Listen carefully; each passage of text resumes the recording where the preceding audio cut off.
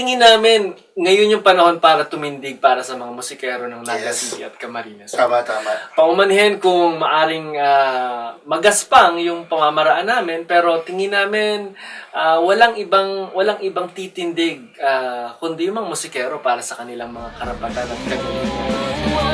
Pagbabago, pagbabago, pagbabago para sa karaniwang tao.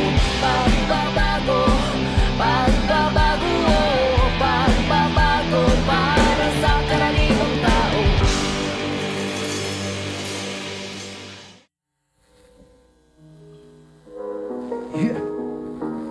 Yeah.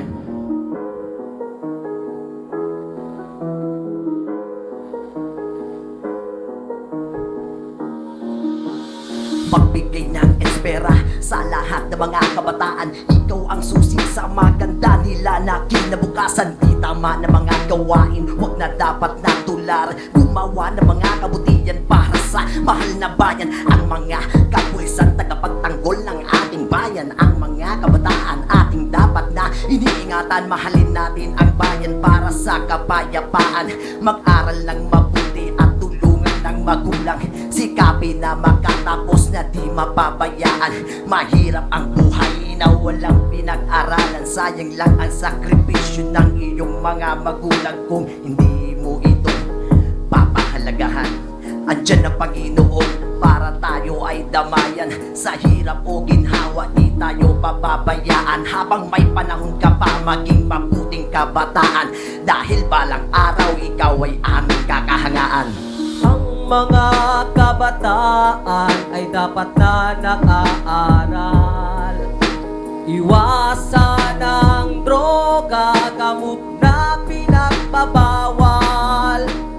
Ang mga kabataan ay dapat na nakaaral.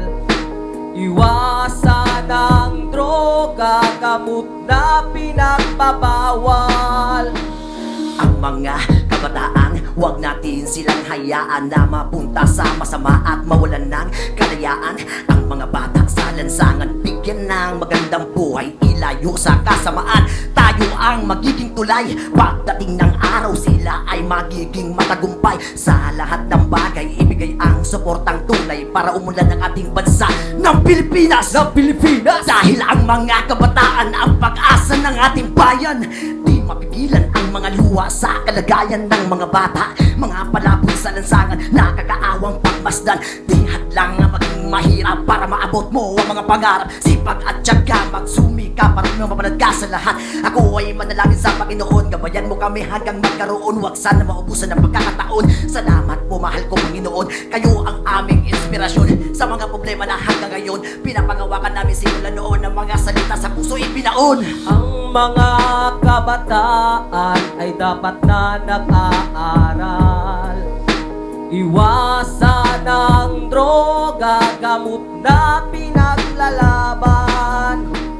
Ang mga kabataan ay dapat na nag-aaral. Iwasan ang droga, gamot na pinagbabawal. Ang mga kabataan ay dapat na nag-aawal. Iwasan ang droga, gamot na pinagbabawal. Ang mga kabataan ay dapat na nag-aaral. Iwasan ang droga, gamot na pinagbabawal. Salamat sa lahat ng mga Pilipino at mabuhay mga kabataan. Thank you, Lord.